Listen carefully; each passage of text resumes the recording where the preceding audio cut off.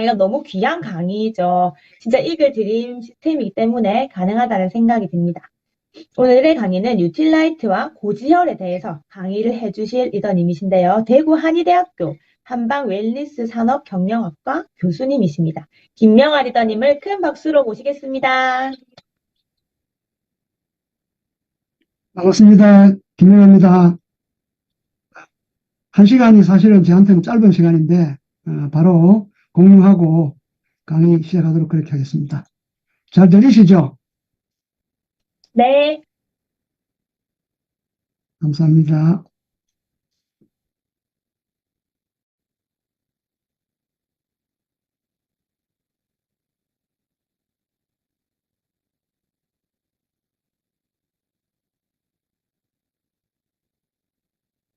음.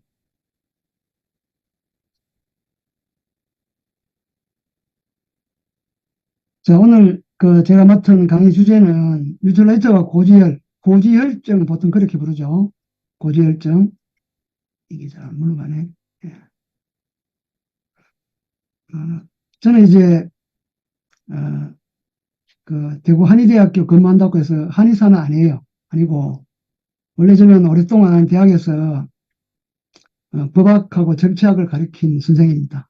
선생인데 한 20년쯤 전에 이 건강 공부를 하게 되고 또 여러분 다 드시는 이 뉴트라이트 제품을 저는 대한민국의 어느 누구보다 많이 먹고 있는 그런 사람이라 생각하는데 이 덕분에 저는 이제 건강 관리 잘하고 있고 또 병원에 가지 않는 그런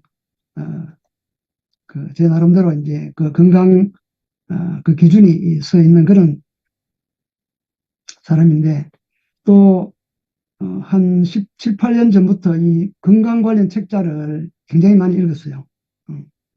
아마 권수를 제가 세어보진 않았지만은 대략 한 2,000권 가량 읽지 않았겠나, 건강책을. 그래서 그 힘과 내공을 가지고 오늘 한 시간 강의해 보도록 그렇게 하겠습니다.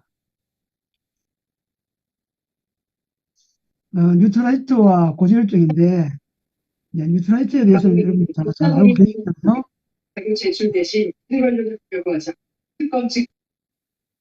오늘 이 뉴트라이트에 관한 내용은 몇 가지 제품만 이야기하고 그 대부분을 우리가 콜레스테롤 또는 그 고지혈에 관해서 강의가 진행될 겁니다. 아주 멋지게 잘생긴 우주인이죠, 우주인. 이분의 그 이름은 던 그레블린이라고 아래쪽에 나와 있죠. 10년 전에 이분이 돌아가셨는데 굉장히 좀 장수하신 분이죠. 이분은 이제 의과대학, 여러분 그 존스 홉킨스 의과대학 잘 아시잖아요. 뭐 최고의 명문대학인데 여기를 졸업하셨고 1965년에 이제 우주 비행사, 그러니까 의사 비행사로 이제 선발됐고, 근데 이분이 이제 그 우주 비행사로 훈련하면서 이 콜레스테롤 약을 먹게 됐는데 이분이 이제 아주 일시적으로 기억 상실증을 경험을 했던 거예요. 그리고 뭐 개인적인 사정이 있어가지고 결국 이제 우주선을 타지는 못하고 또 나중에 의사 면허까지 빼앗기는 그런 일을 당했는데 어쨌든 이분은 그 이후에 이제 콜레스테롤에 관한 이 23권 정도의 저술이 있는 아주 초창기 콜레스테롤에 관한 그런 그 많은 연구 업적을 쌓은 분이에요. 그래서 다음 페이지에 보이는 이 책은요, 이분이 2006년에 출간한 책이에요. 이 책 제목이 리피토란 것은 화이자에서 만든 콜레스테롤 저하제 약이거든요. 그래서 리피토가 뭐냐?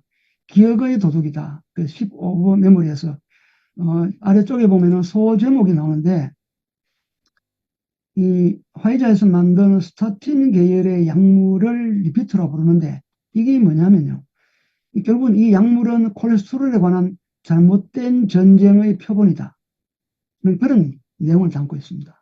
그래서 아직 이 책이 번역되어 나오진 않았는데 어쨌든 우리가 콜레스테롤 수치가 높은 거를 겁을 먹고 약을 먹게 되면 결국은 이 기억을 잃어버리는 치매에 걸린다는 그런 내용을 담고 있습니다.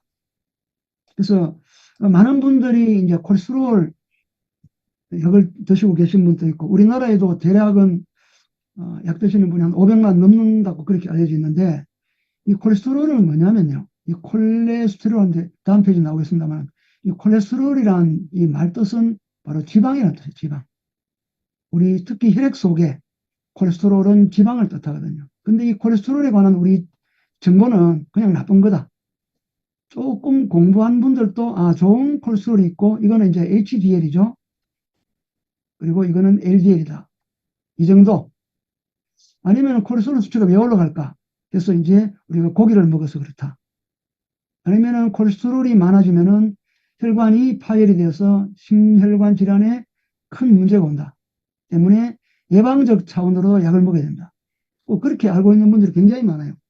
그래서 이런 정보는 대부분 의사나 약사나 제약회사가 전해준 정보죠. 그래서 콜레스테롤은 오른쪽 그림 보이신 대로 이게 이제 분자 구조식이거든요.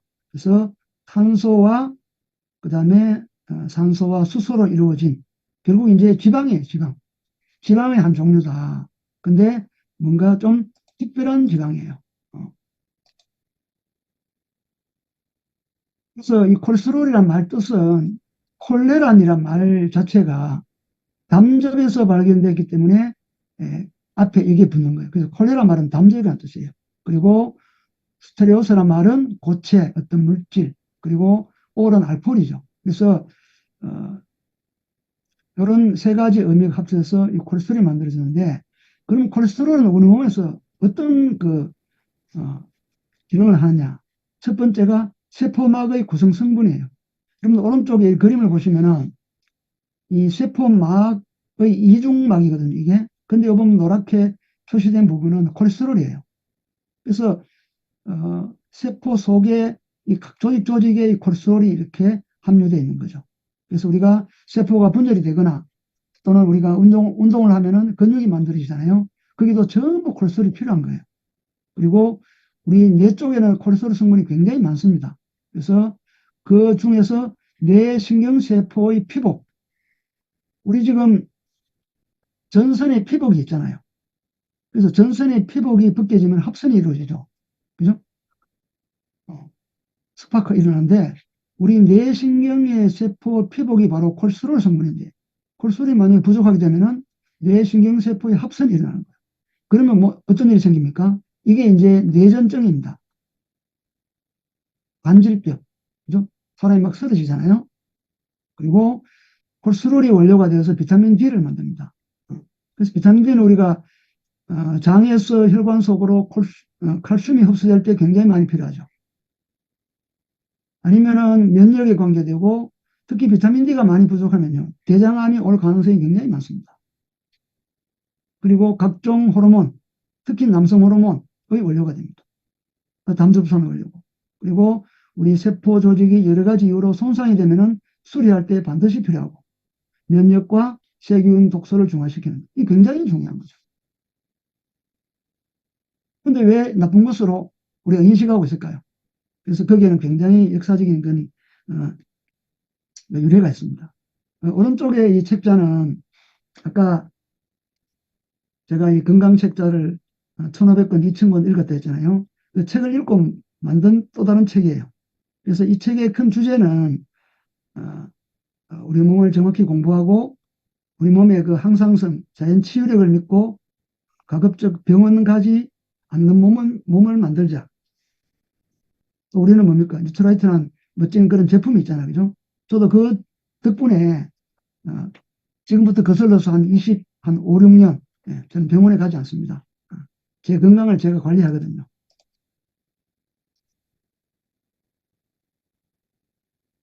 자, 그럼 우리가 왜 콜레스테롤을 나쁘게 보고 있을까? 몇 가지 역사적인 사례가 있다 했죠. 첫 번째 사례가 뭐냐면요.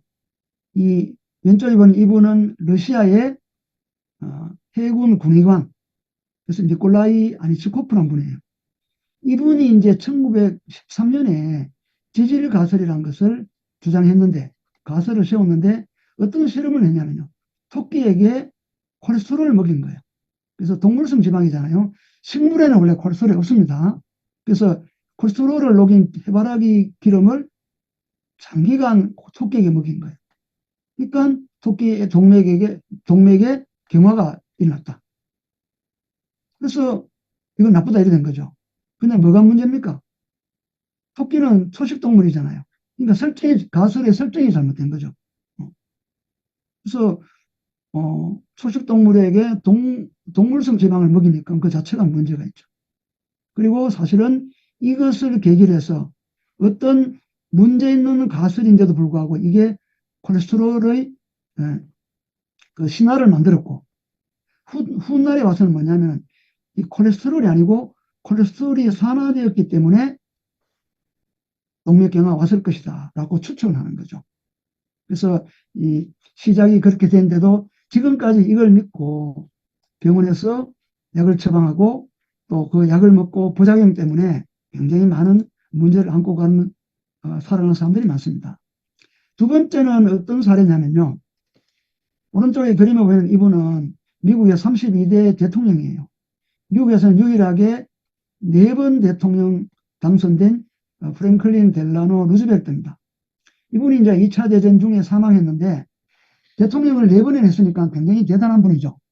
그래서 국장이 치러지고 돌아가시고 3년 후에 이 법이 만들어져 가지고 과연 심장병은 뭐 때문에 일어나는가에 대한 연구가 이루어졌어요.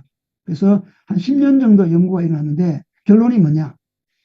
루즈벨트가 심장병으로 죽었는데 이게 이제 콜레스테롤이 원인이다. 이렇게 된 거죠. 그 실험 지역이 어디냐면요. 미국의 이 동부 해안 지역에 보스턴이 있는 지역이에요. 그래서 여기 프레밍엄 지역이라는 곳에서 5천 명을 모니터하고 논문이 1,200편이 만들어졌어요. 결론은 콜레스테롤이 나쁜 거였죠. 그래서 이런 유래가 있고, 그 다음에 세 번째는 안셀 키즈라는 분이 계세요. 사진에 보이는 이분인데, 이분이 이제 음식과 심장 간의 관계는 건강 간의 관계 굉장히 밀접한 관계가 있다라는 가설을 세웠는데, 핵심이 뭐냐면요. 포화지방이 혈중의 콜레스테롤을 높인다. 포화지방은 동물성 지방이죠. 그러니까 돼지비계를 상온에 두면은 이게 딱딱해지잖아요. 그래서 상온에서 딱딱한 지방은 포화지방이에요. 오메가3 지방은 불포화지방이죠. 상온에서 액체잖아요. 근데 어쨌든 포화지방이 콜레스테롤증을 높이고 이게 심장병을 유발한다. 는 가설인데 이 가설의 문제점은 뭐냐면은 실제로 이 데이터를 22개국에서 수집했는데 딱 자기들 입맛에 맞는 7개 나라만 선별해가 발표한 거예요. 그리고 여기서는 뭡니까? 이 심장병의 큰 원인, 즉 동맥경화의 큰 원인이 당인데 이거를 사실은 무시하고 지방을 나쁘게 보는 그런 근거가 바로 이 안셀 키즈라는 분에 의해서 시작되었다는 거죠. 오늘날 보면은 터무니없는 실험을 했고 문제가 많은 사람이라는 거죠. 그리고 이제 1961년에 미국 그 심장 전문의들로 모인 심장협회에서 음식 가이드라인을 만들어냈어요. 뭐냐? 포화지방과 콜레스테롤 섭취를 줄여라. 그렇지 않으면 이제 심장병이 온다는 거죠. 동맥이 파열난다는 거죠. 이제 의사들까지 본격적으로 이제 단체적으로 개입이 된 거죠. 대단한 이야기입니다, 이거는. 그리고 마지막으로 이제 5번째는 하버드의 데이비드 흑스테드 교수가 67년에 이제 연구 논문을 썼는데 어떤 논문이냐면요. 결국은 콜레스테롤이 나쁘다는 그런 주장인데 거기에는 뭡니까? 역시 포화지방을 원흉으로 설정하고 그리고 설탕의 위험성을 축소한 거예요. 근데 이로부터 이제 한 50년 가까이 지난 오늘날에는 이 심장병 또는 동맥경화의 주범이 설탕, 탄수화물 그리고 이것의 섭취로 인한 염증 때문에 동맥경화 온다. 그리고 심장이 혈관이 파열된다 하는 그런 이론이 대체로 정립이 됐거든요. 그래서 오늘날의 이론에 보게 되면은 이 흑테드 교수의 이런 그 기준 자체가 굉장히 잘못된 거죠. 그래서 이 나중에 이제 비판을 많이 받았는데 뭐 하버드 대학이니까 뭐 당시에는 그 누구도 반발하지 못했는데 세월이 지나고 보니까 이분들은 뭡니까? 미국의 식량, 중에서 농작물, 그러니까 농작물들 업자들의 이익을 대변하는 거예요. 그리고 축산하신 분들은 굉장히 이제 된소리를 맞았죠. 그리고 이제 이 흑스헤드 교수의 이 가설이, 이 이론이 미국 정부가 공식적으로 수용했습니다. 이게 77년. 이 수용했는 게 공식적으로 취소된 게 2015년이거든요. 그러니까 대략 한 40년 가까이 이 포화지방과 그리고 앞에서 봤던 그런 콜레스테롤이 굉장히 심장질환의 문제다. 이렇게 이제 인식이 되고, 그 덕분에 누가 최고의 수혜자냐면요, 바로 이 제약회사예요. 1988년에 미국 이제 보건원 산하의 이런 연구소에서 또 콜레스테롤에 관한 프로그램이 만들어졌는데, 이때 콜레스테롤 기준치가 설정된 거예요. 그래서 총 콜레스테롤, 그 다음에 HDL, LDL, 그 다음에 중성지방, 이 기준치를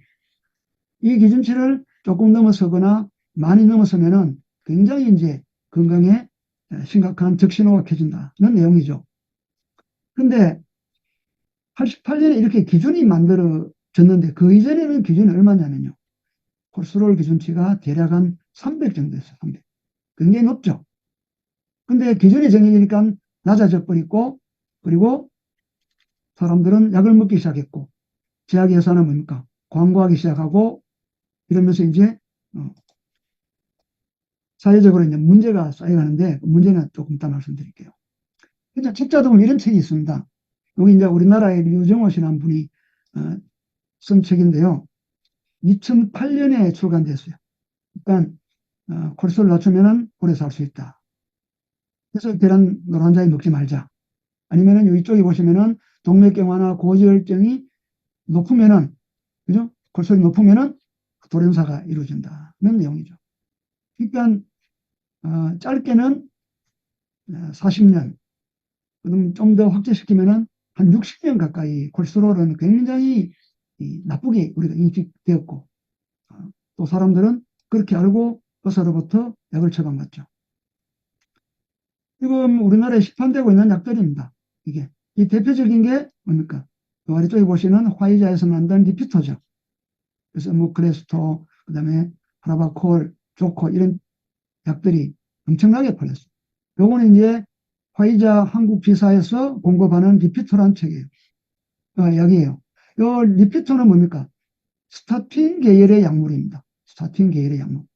요 스타틴 계열의 약물은 독특하게 하는 작용이 있거든요. 이 작용이 결국은 우리 몸을 망가뜨립니다. 약을 먹고 그냥 수치만 조절하면 끝이 아니고, 그 약은 결국 뭡니까? 우리 몸에 엄청난 2차, 3차 문제를 일으키는 거예요. 화이자는 2006년만 하더라도 127억 달러.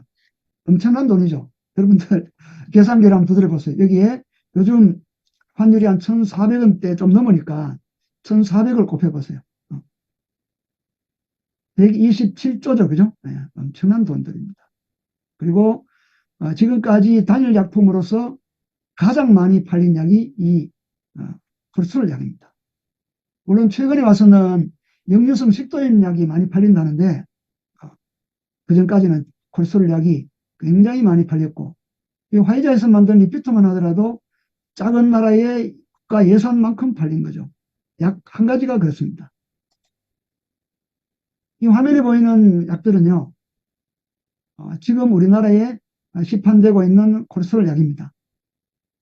96년에 화이자에서 리피토를 만들었는데, 이게 이제 원래 약은 20년 지나면은 복제약을 만들 수 있잖아요. 경쟁 회사에서. 지금 이제 한 70여 가지 약이 우리나라에서 복제약까지 팔리고 있습니다. 예, 엄청난 약의 영양권 안에 우리 살고 있는 거죠. 시간이 조금 지나가지고 이제 여기에 대한 반발이 생기기 시작합니다. 요 왼쪽에 이제 보이는 이 책은, 이 책이 이제 번역된 책이 바로 오른쪽에 콜레스테롤은 살인자가 아니다. 그래서 이 책의 저자가 우페 라번스코프라고, 이분은 이제 덴마크 출신인데 원래 의사예요. 의사인데 이제 콜레스테롤에 관한 어, 그 문제를 제기한 최초의 선구자입니다. 본격적으로. 그래서 요 2010년에 출간된 책이 그죠? 이제 우리나라에서는 13년에 출간되었죠. 그래서 이제 원제목은 뭡니까? 콜레스테롤의 신화는 어떻게 계속 유지되고 있을까 하는 그런 내용인데 어쨌든 이 제약회사가 만들어내는 이 상술이 정말 대단하다는 이야기입니다.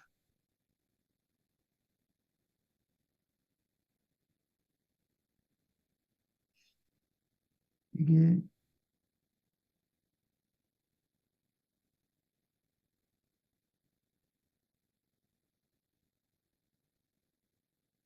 지워야 되는데 잘 안 지워지네.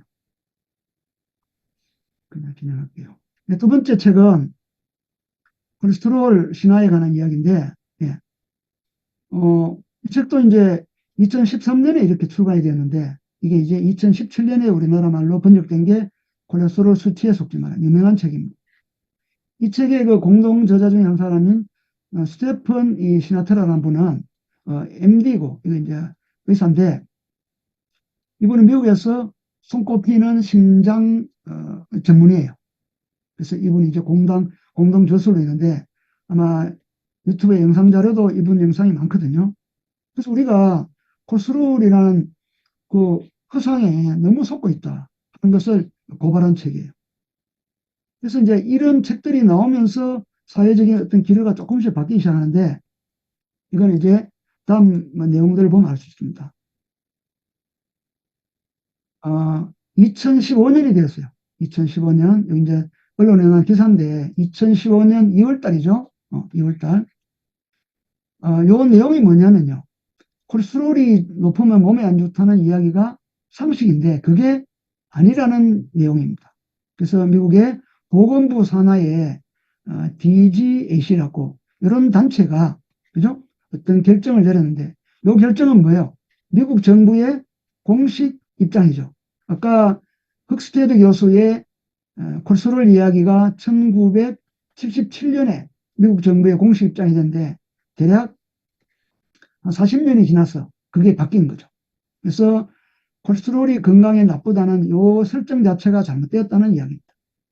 그죠? 근데 지금 또 우리는 최근에 와서 저도 이제 이런 건강 쪽의 기사를 많이 검색하고 있는데 최근에 와서 콜레스테롤이 의사들이 약을 많이 처방한다는 이야기죠. 그럼 저는 이렇게 해석하는 거죠. 지금 콜레스테롤 약을 처방하는 의사들은 첫 번째는 이런 내용을 모르는 사람이다.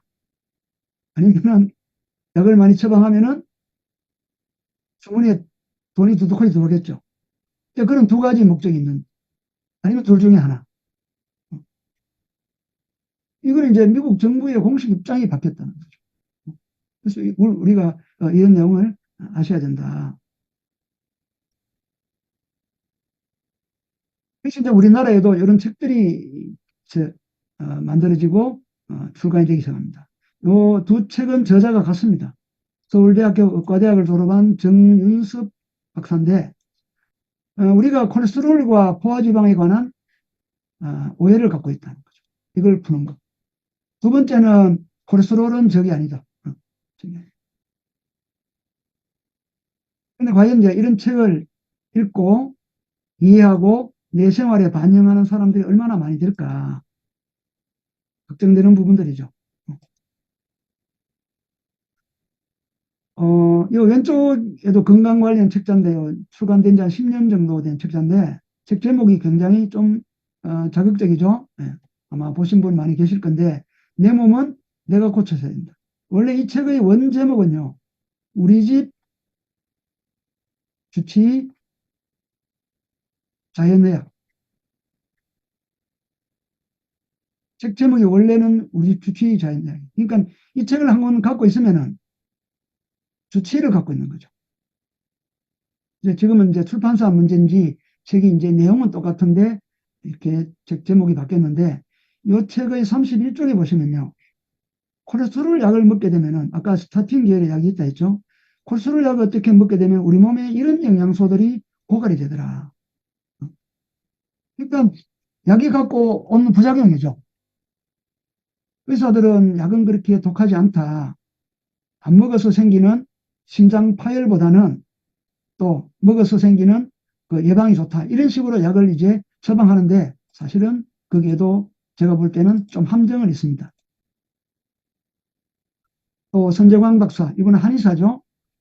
어, 어, 방송에서 굉장히 많이 나오는 분인데 이분 같은 경우는 이제 고지혈증 우리가 약을 끊고 근본을 치료해요. 현대약은 모든 대처 방식이 대증요법이죠. 증세에 대처하는 요법이잖아요. 그래서 혈압이 높으면 혈압을 떨어뜨리고 당 수치가 높으면 당 수치를 떨어뜨리고 콜레스테롤 수치를 떨어뜨리고 감기가 오면은 체온이 올라가니까 체온을 떨어뜨리고 이 대증세요법인데 결국 이거는 근원적인 치료가 안 되는 거죠. 사실은 콜레스테롤도 약을 계속 먹고 수치 조절하면요. 다음 기다리고 있는 게 뭐냐면은 고혈압이고 당뇨병이에요. 그래서 이 3종 만성질환은 한 세트입니다. 어떤 분이 콜레스테롤 약을 먹기 시작해서 얼마 안 있어 당뇨약을 먹고 나중에 세 가지 약을 다 먹고 그래서 합병증에 시달리는 분이 굉장히 많은 거죠. 그래서 우리가 이런 내용들을 좀 알고 계셔야 된다. 한정민 이 책도 여러분들 많이 보셨잖아요. 이 책의 어, 그 콜레스테롤 항목에 가보면요. 우리가 혈액 속에 콜레스테롤이 많은 것은 원인이 있다는 거예요. 그 원인을 크게 네 가지로 나누는데 첫 번째는 손상된 세포가 많을 때 내가 운동을 시작하면은 근육이 찢어지잖아요. 그럼 아프죠. 그때 콜레스테롤이 많이 만들어지는 거예요. 또 뭐 혈관 속의 상처 뭐 그런 것들. 무형의 유형의 스트레스. SP 도전할 때 스트레스 많이 받죠. 그때 콜레스테롤 올라간다는 이야기입니다. 그리고 내 수면의 질이 안 좋다. 또는 여러 가지 내가 음식이든지 또 여러 가지 생활 습관 때문에 염증이 많다. 이럴 때 콜레스테롤은 자동으로 올라가는 거예요. 수치가. 왜냐? 콜레스테롤의 85%가요. 내 간에서 만들어집니다. 나머지 한 10% 정도는 음식을 통해서 이게 보충이 되는 거예요. 어쨌든 내 몸에 이런 필요 현상이 생기면 많이 만들어내는 거예요. 이거를 두 가지 이유로 대별하면요. 하나는 염증이고 하나는 스트레스입니다.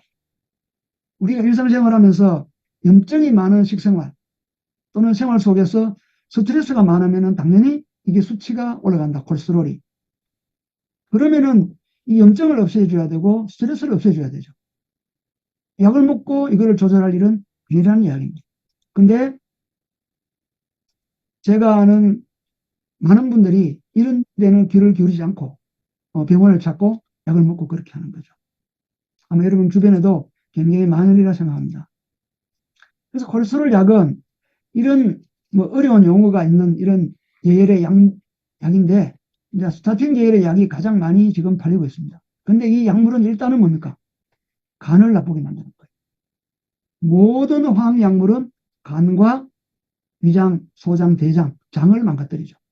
그리고 끝내 신장까지 영향을 준다는 이야기입니다. 그래서 우리가 약을 먹어서 될 일이 아니고 다른 방법을 사실은 찾아야 되는 거죠.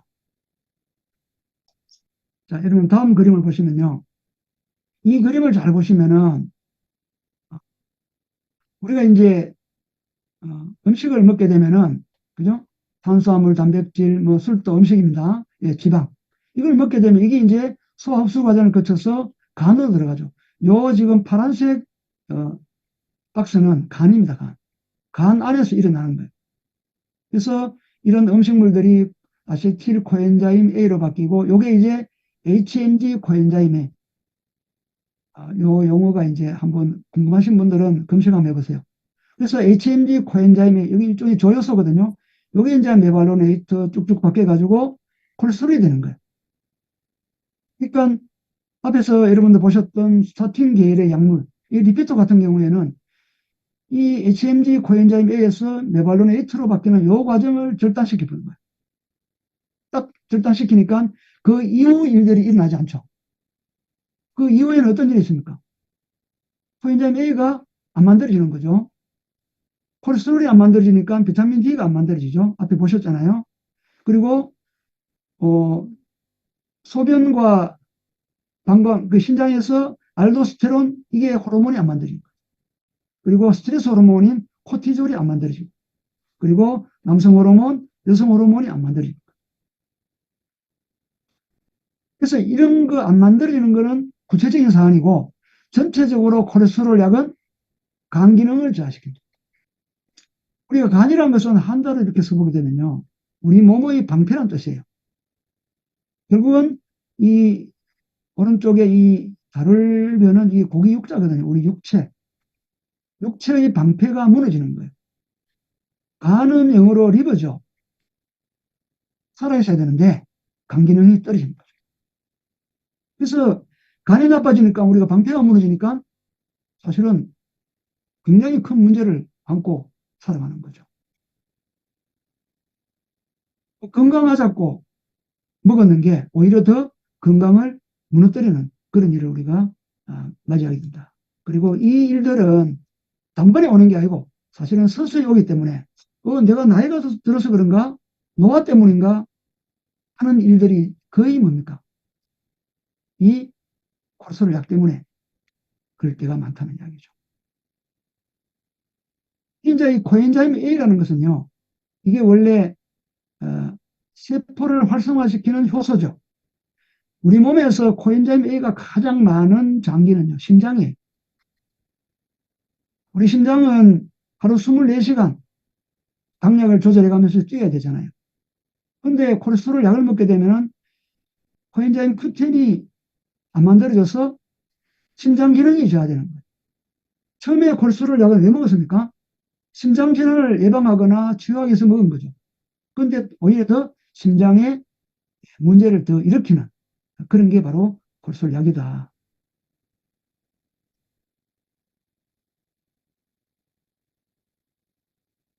그래서 이 부작용이 지금 6가지가 나열됐는데 이거는 가장 대표적인 것만 나열시켜놨습니다. 그래서 간기능 저하, 금방 말씀드린 심장병. 그리고 이 콜레스테롤은요, 우리 뇌가 지방 덩어리잖아요. 그래서 이게 안 만들어지니까 치매 위험이 증가합니다. 우리가 뭐 고령화가 돼서 그런가 또 있겠지만 어쨌든 콜레스테롤 약을 드시는 분들은 기억의 도둑을 내가 한 명 갖고 있는 거예요. 그리고 한의학적인 관점에 보면 간이 관장하는 우리 몸의 조직이 근육이에요. 근육에 통증이 오고 심지어 근육이 횡문근이라는 것은 가로무늬 근육이죠. 가로무늬 근육이 녹아버린 거예요. 그리고 앞에 말씀드렸던 남성 여성 호르몬부죠. 그죠? 그리고 심지어 최근에 연구 결과를 보면 제2형 당뇨병까지 시작이 된다.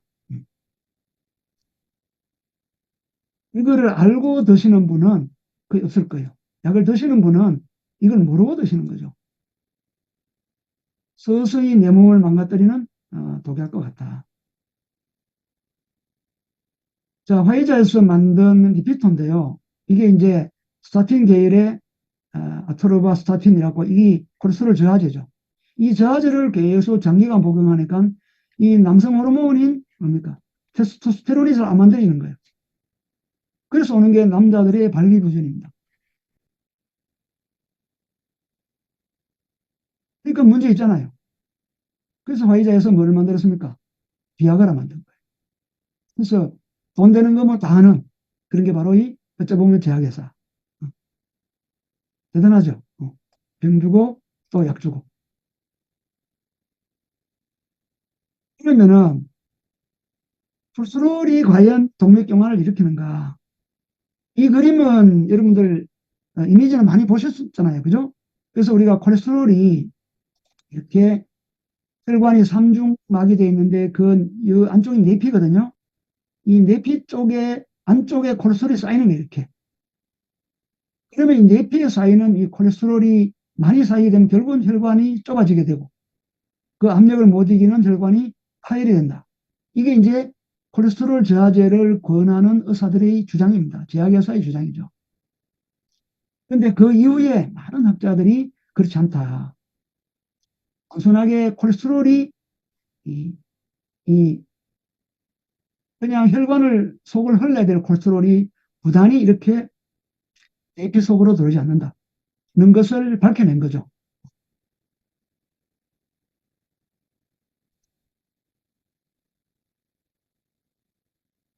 자, 그러면은 혈관 내피 속에 콜레스테롤이 쌓여가지고 어, 혈관이 좁아지고 동맥경화가 오는데 그럼 뭘까 원인이? 콜레스테롤과 관련시키면요. 콜레스테롤이 아니고 뭐죠? 콜레스테롤이 산화됐을 때, 산패되었을 때 결국은 혈관 속에 염증 물질이 가득 있을 때 반대로 말하면은 내 혈관 속에 항산화 물질이 적을 때, 적을 때 콜레스테롤은 산화되는 거죠. 여러분들이 사과를 뭡니까? 반으로 잘라서 그대로 두면은 갈변이 되잖아요. 그건 산화가 된 거예요. 근데 우리가 레몬즙을 바르거나 아니면 어때요? 아세로라씨를 거기에 발라두면은 다시 원상 회복이 되죠. 항산화가 됐잖아요. 환원이 된 거예요. 그래서 우리 혈액 속에 콜레스테롤 수치가 높다 하더라도 내 혈액 속에 항산화 영양소들이 많으면 이게 산화가 안 되는 거예요. 산화가 안 되면은 얘들은 혈관 내피 속으로 들어가서 축상 동맥경화를 일으키지 않는다. 이거를 아주 초기에 제대로 연구한 분이 오른쪽에 보이는 이 프레드 어, 후물로란 분이에요. 이분은 굉장히 장수하셨죠. 103세까지 사신 분이에요. 미국의 유명한 위스콘신 대학의 종신교수로 있은 분인데 참 대단하신 분이죠. 이분은 98세 때도 트랜스 지방이 나쁘다는 것을 왜 미국의 FDA가 경고하지 않는다 일반 국민들에게 그렇죠? 이걸 가지고 소송을 제기했을 때가 나이가 98세예요. 정말 대단한 거예요. 그래서 콜레스테롤이 아니고 산화 콜레스테롤이 동맥경화의 원인이라는 것을 처음으로 이렇게 밝힌 분이에요. 그래서 그럼 어떻게 해야 돼요? 산화되지 않도록 해야 되는 거죠. 내가 살아가면서 어떤 때는 뭡니까? 잠을 줄여야 될 때도 있고, 그죠? 어떤 때는 운동을 또 새롭게 시작할 때도 있고, 아니면은 뭐 스트레스 받을 때도 있는데, 그때마다 콜레스테롤 약을 먹고 해결하는 게 아니고, 항산화만 하면 된다는 이야기입니다. 참고로 여기 이제 1번부터 6번이라고 이렇게 적어놨는데, 콜레스테롤이 그러면은 산화되었을 때 동맥경화 원인이 첫 번째라면요. 두 번째는 뭐냐면요. 호모시스테인. 우리가 이제 단백질 대사를 공부해 보면요. 이 스테인이 만들어질 때 잘못되면 호모시스테인이라는 이런 독극 물질이 만들어져요. 이거는 왜 만들어지냐면요.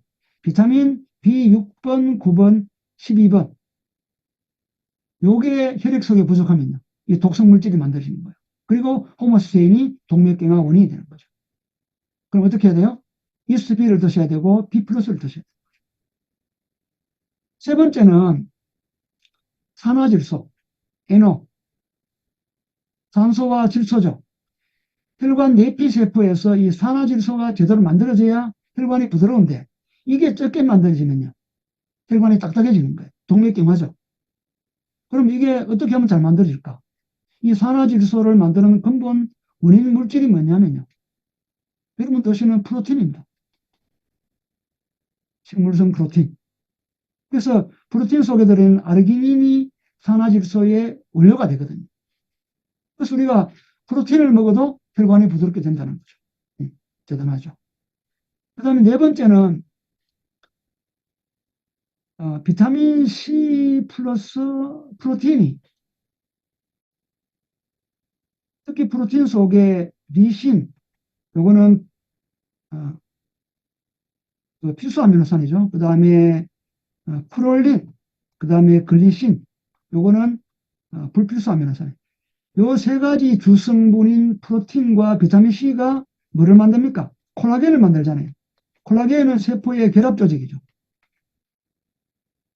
그래서 요게 부족해도 혈관이 경화가 오는 거예요. 그래서 비타민C를 드시고 프로틴 드시면요. 혈관이 부드러워진다는 이야기입니다. 그 다음에 다섯 번째는 칼슘과 칼륨과 그 다음에 마그네슘 이거는 미네랄이죠. 요게 부족해도 혈관이 경화가 돼요. 혈관 세포. 그리고 여섯 번째는 오메가3.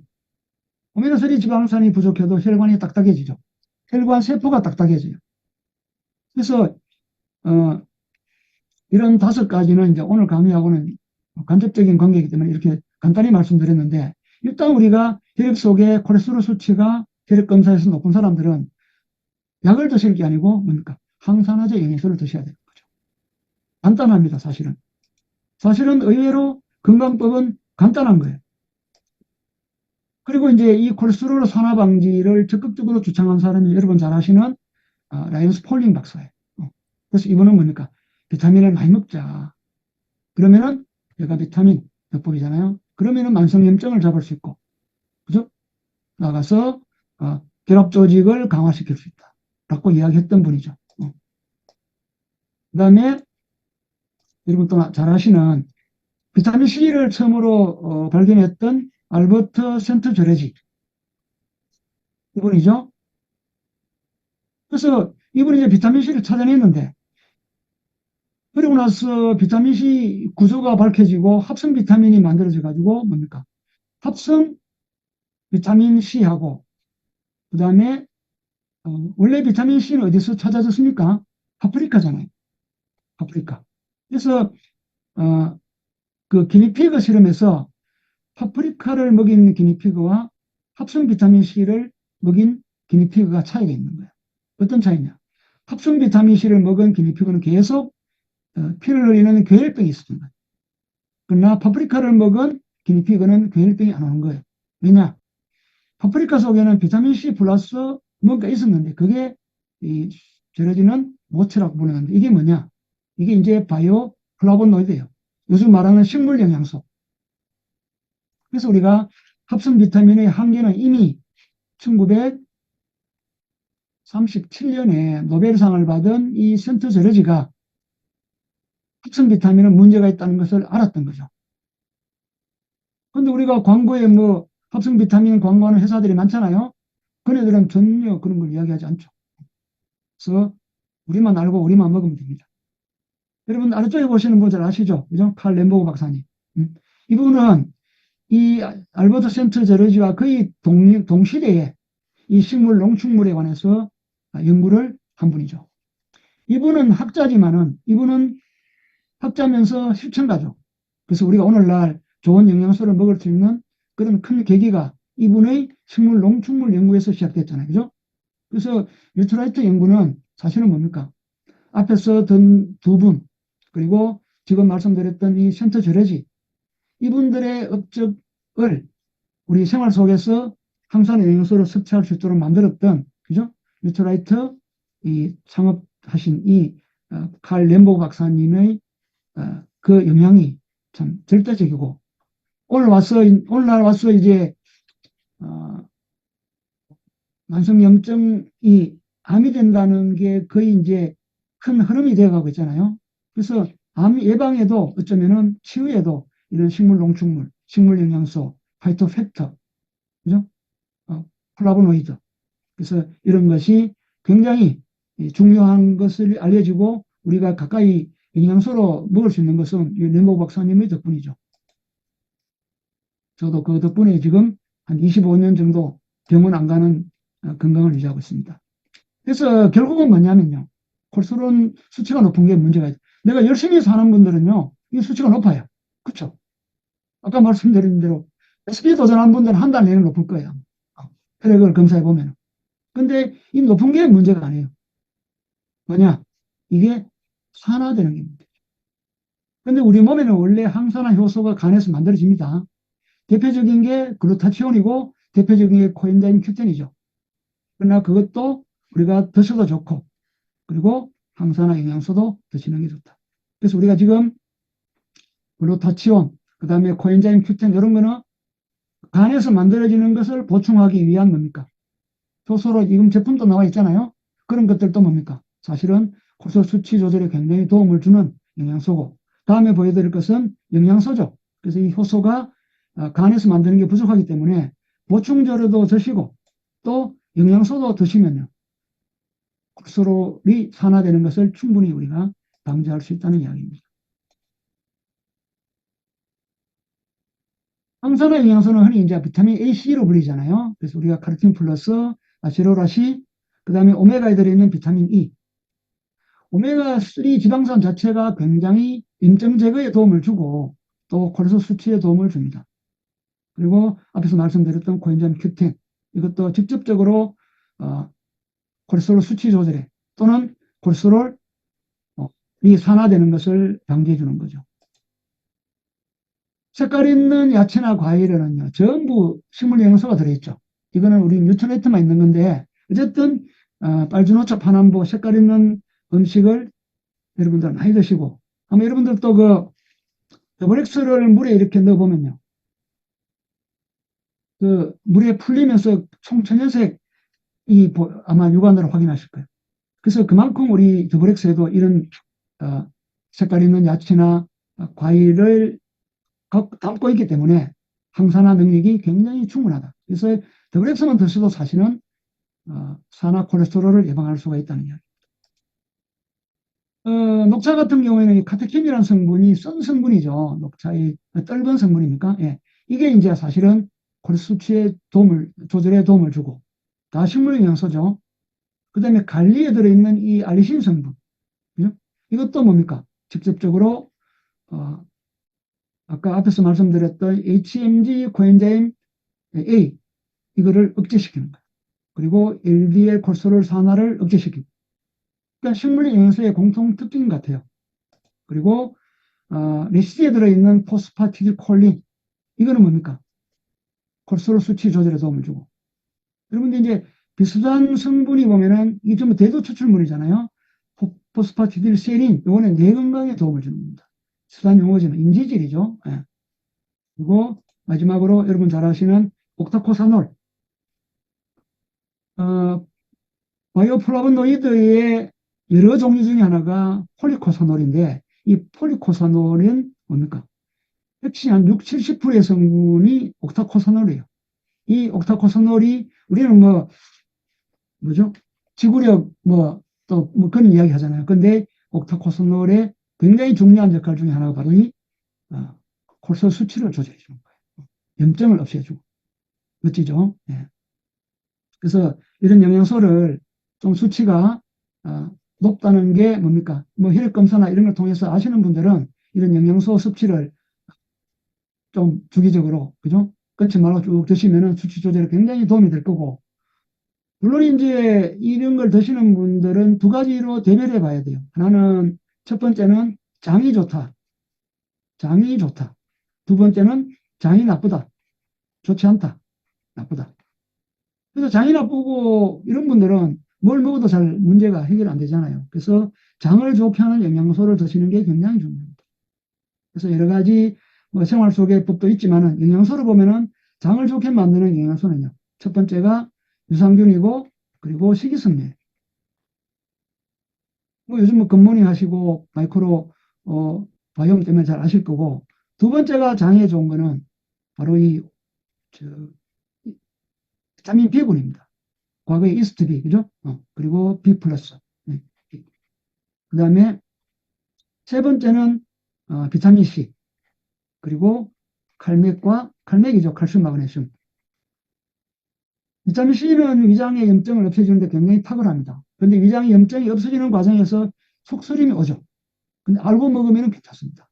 속쓰림이 오는데, 그렇다고 위장병을 치료한다는 건 아니지만, 어쨌든 위염을 없애주는데 비타민 C가 원래 탁월합니다. 그리고 위장의 연동 운동을 도와주는데 굉장히 칼슘, 마그네슘이 도움을 주거든요.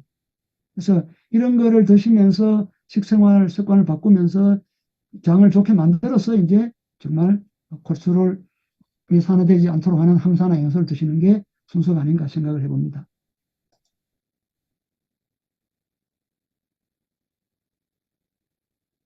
더블에서 영상을 하나 보고 끝내도록 하겠습니다. 1920년대 누구보다 먼저 식물 영양소를 연구한 뉴트리라이트 창시자 칼렌보그는 1930년대 북미 최초로 알려진 종합 비타민을 만들고 건강기능식품의 새로운 장을 열었습니다. 뉴트리라이트는 칼렌보그의 철학과 과학을 발판으로 85년 동안 끊임없이 식물 영양소를 연구해 왔으며 이 노력의 결정체가 바로 더블엑스입니다. 2019년 더블엑스가 변화하는 한국인의 라이프 스타일에 맞춰 새롭게 태어났습니다. 바쁜 일상과 불균형적인 식습관에 노출된 한국인을 위해 더블엑스의 포뮬러를 업그레이드했습니다.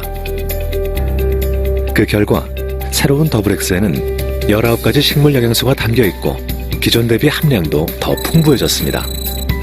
특히 폴리페놀, 케르세틴, 캠페롤의 경우 기존 대비 2배가량 증가했죠. 이를 위해 천여 가지 원료 라이브러리 리서치와 2만 번 이상의 테스트를 거쳐 깐깐하게 원재료를 선정하였습니다. 또한 항산화에 도움을 주는 무기질인 몰리브덴이 새롭게 추가되었습니다. 뉴트리라이트는 한국인을 대상으로 보다 정교하게 설계된 완제품 인체 시험을 통해 새로운 더블엑스의 가치를 다시 한번 확인했습니다. 더블엑스가 항산화를 통해 DNA를 보호한다는 것이죠. 더블엑스는 더블엑스를 계속 넘어설 것입니다. 2019년 자료네요. 그 이후에 또 아마 나왔지 싶은데 이 항산화 용어가 안 나왔죠. 그래서 꼭 앞에서 그 여러 가지 개별 제품이 아니더라도 이거 드시는 것만 하더라도 정말 항산화 기능을 높여가지고 콜레스테롤 산화에 굉장히 큰 도움이 되지 않을까 생각을 해봅니다. 그래서 이 2023년에 출간된 책이 콜레스테롤에 쫄지 마라. 이 일본 학자가 지은 책인데 번역 출간되었어요. 그래서 이 공부를 통해서 우리가 알면은 쫄 일이 없거든요. 그리고 약을 선호하는 분들은 약은 언제나 독이거든요. 약은 장을 망치고 간을 망치고 신장을 망치는 독이기 때문에 여러분들이 주변에 약 드시는 분들에게 이런 내용들을 좀 제대로 가르쳐 주시고 또 우리 이 좋은 제품을 많이 전달하셔가지고 여러분 혹시 약 드시는 분이 계시다면 여러분부터 구제하시고 또 주변 분들도 구제하시는 그런 건강 전도사가 되기를 기대합니다. 제 강의는 이것으로 마치고 혹시 뭐 Q&A 시간을 좀 할 수 있는지 모르겠는데 정해진 시간에 질문이 있으면 받도록 그렇게 하겠습니다. 일단 공유 중지하겠습니다.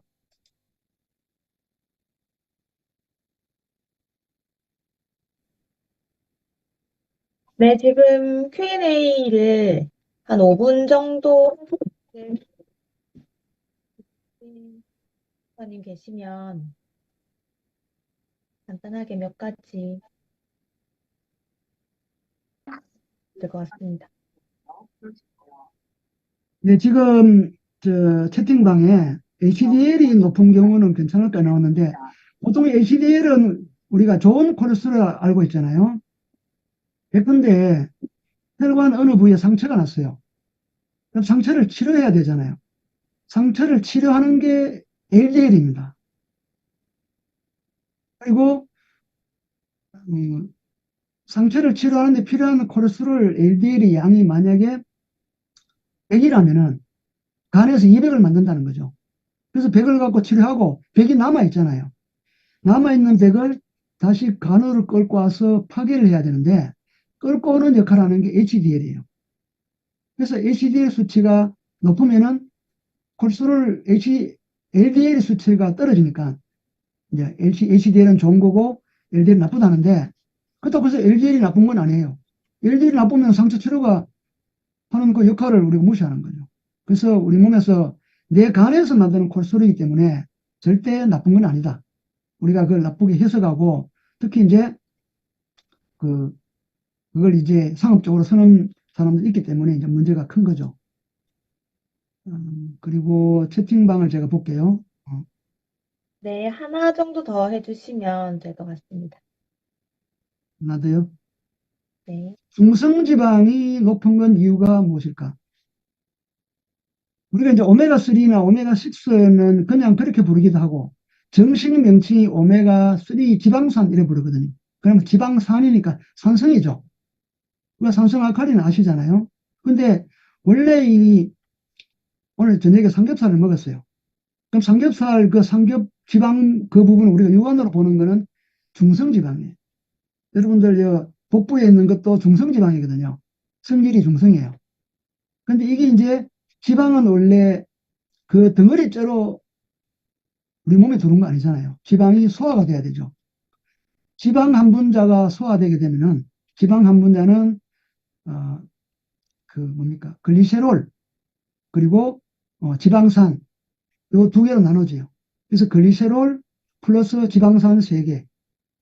그러니까 지방산 3개 플러스 글리세롤이 합쳐가 지방 한 분자가 되는 거예요. 한 분자 요거는 중성이고 나눠지면은 지방산이죠.